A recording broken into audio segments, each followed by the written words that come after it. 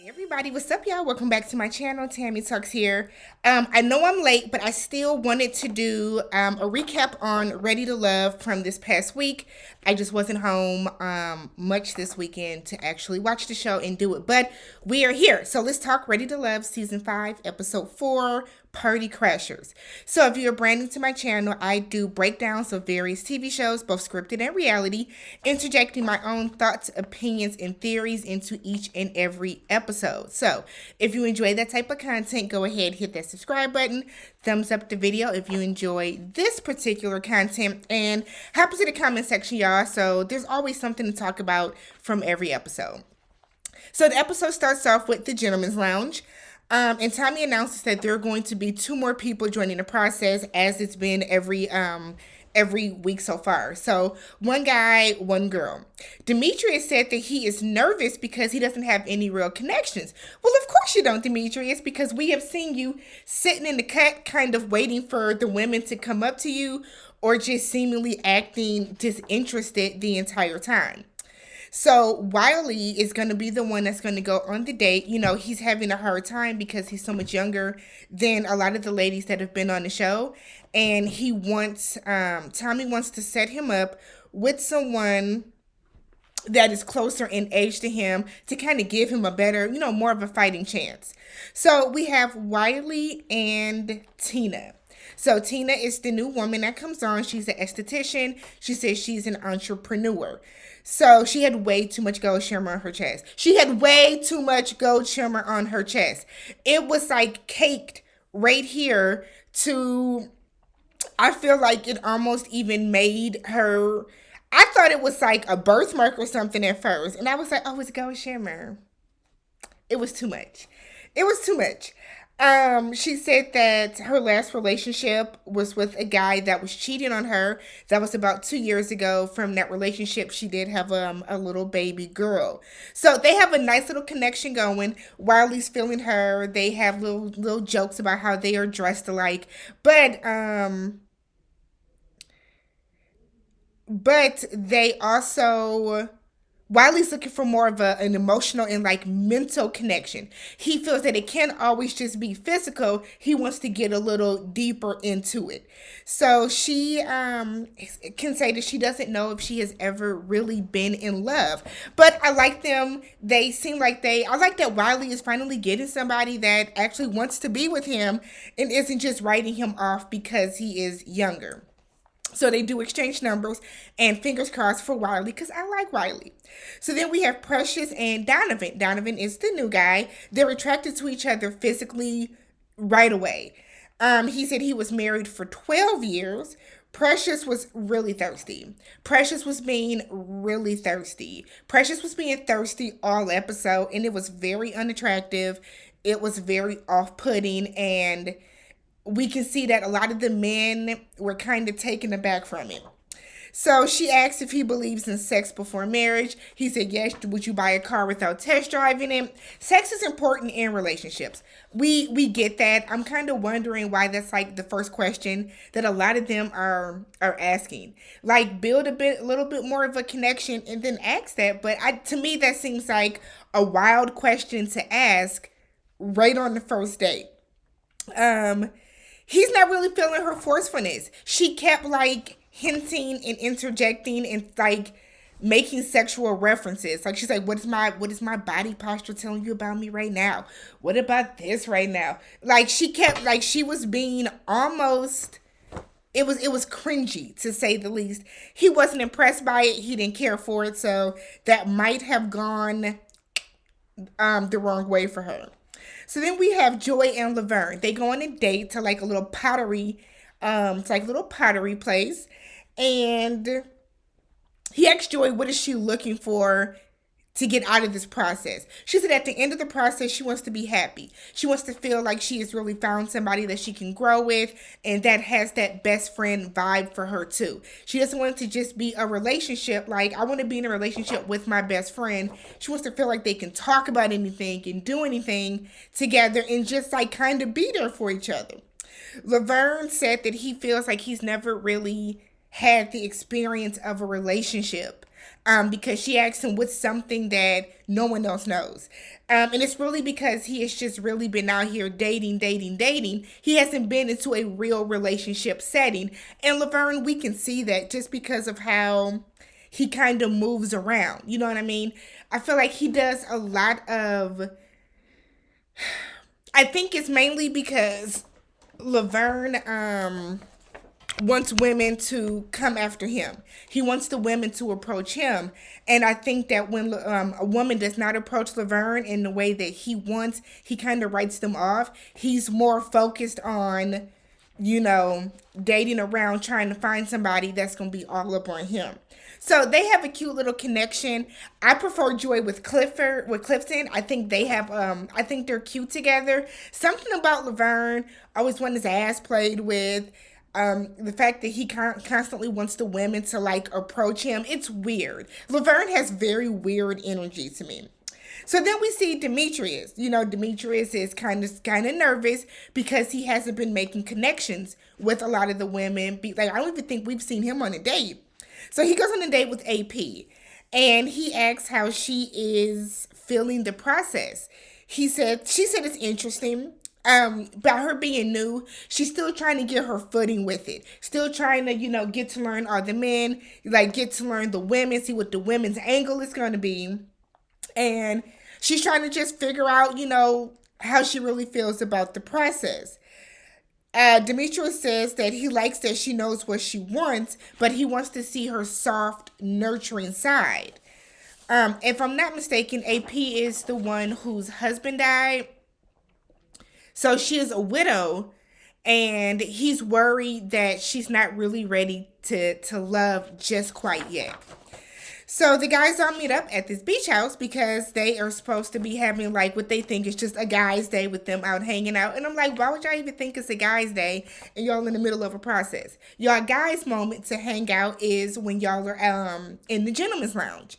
So Eric is up in there cooking. He's talking about this is his domain. This is his spot. So y'all don't be up in here with him because, he don't need y'all all up in his mix.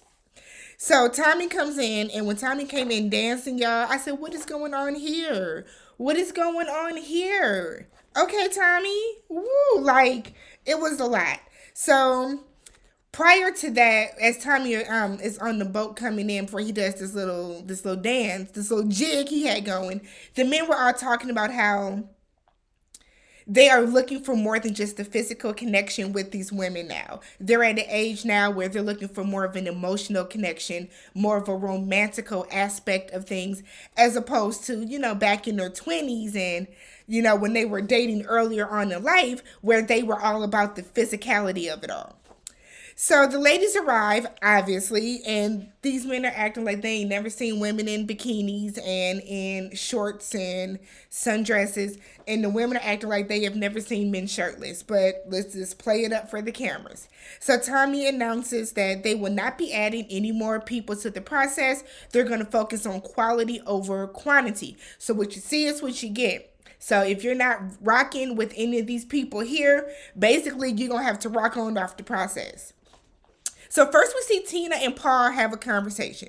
She said that she has always dated older. So when she was in middle school, she dated a high schooler. When she was in high school, she dated men in college. I have a concern with that, not from her standpoint, but from the standpoint of what high schooler was dating a middle schooler. Okay. What high schooler was dating a middle schooler? Let's think about that.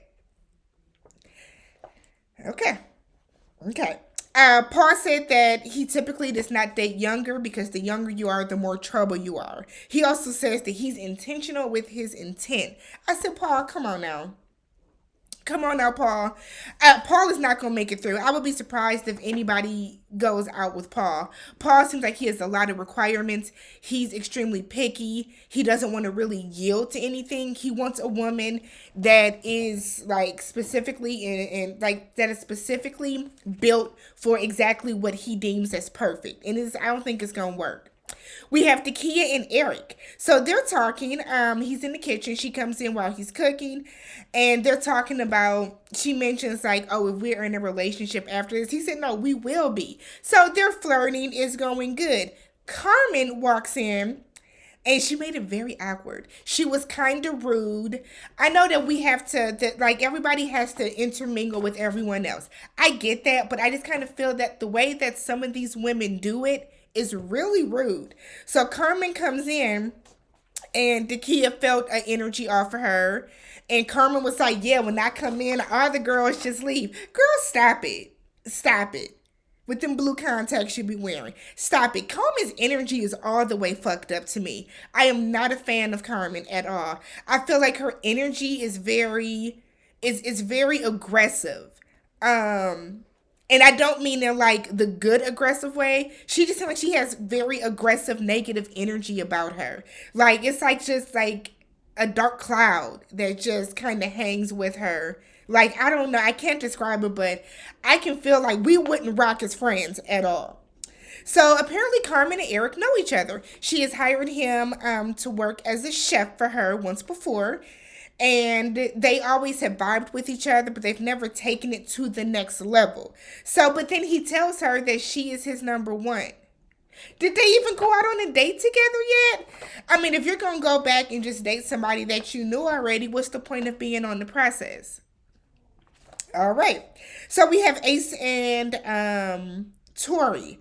They talk and he gives her like a little random little rap, little poem. She likes it. I said, okay. Ace looks like she just smells like incense and berries to me. Like she goes home, she put her crystals out, she aligns her chakras.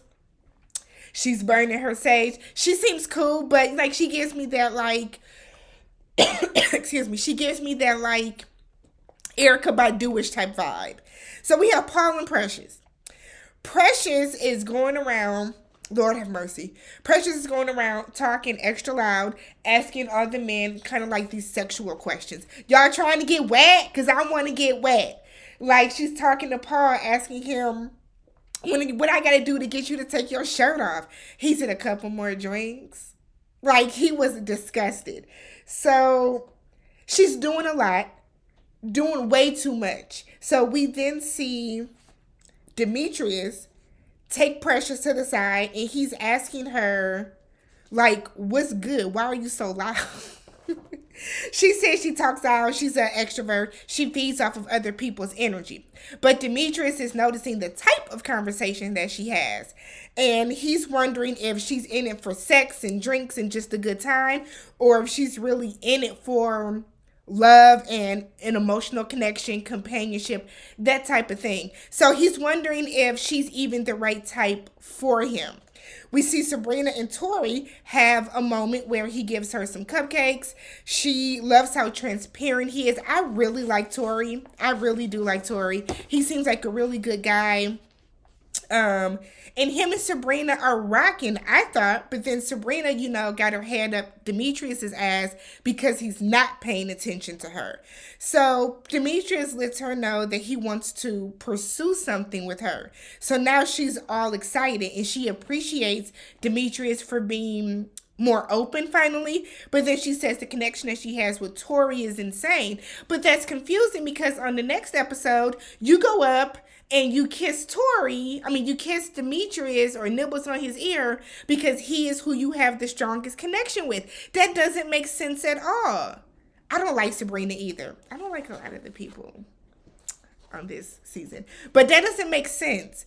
So everybody notices how Laverne is being. Laverne is like sitting in the cut like he was the first time they were all together. He likes for the women and for people to kind of come up to him. The women aren't doing that. People are starting to pair off a little more and people are interacting with each other. So they kind of notice that Laverne is the type that he's being weird. Some of the guys pointing out. And Laverne is like, no, I'm just sitting back observing. I'm still the same guy. But no, you got a different vibe to you. So Clifton and Joy, always cute together.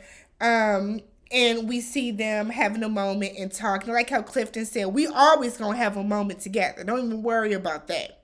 So we get to the gentleman's lounge. As far as like the top people, it seemed like they were listing Tina, Takia, and Joy. Clifton and Tori both said, was it Tori? Clifton and Tori both said Joy. And Clifton was looking like, nah, she's my Joy. But then Clifton also said Carmen. So it's like, you was talking about her contacts. But I guess you can look past it. So Tommy tells, Precious was in the bottom, just because a lot of what she had going on. And Sabrina seemed like she was in the bottom too. So Tommy tells them that he's not going to make the announcement. He wants one of the gentlemen to make the announcement as to who is going to be going home later. So Demetrius gets in front of the group and he calls AP and Precious to the front so they know they're in the bottom. Precious says she is confused and shocked that she's in the bottom. Girl, why? You've been walking around talking loud sexually with everybody. We haven't seen you have like a very close, intimate conversation with anybody this entire party. So why would you be shocked? But they shockingly did not send somebody home tonight. So we will find out next week. Next week looks good with the whole let's play truth or dare type situation. Otherwise, I will catch you guys in the next one. Peace.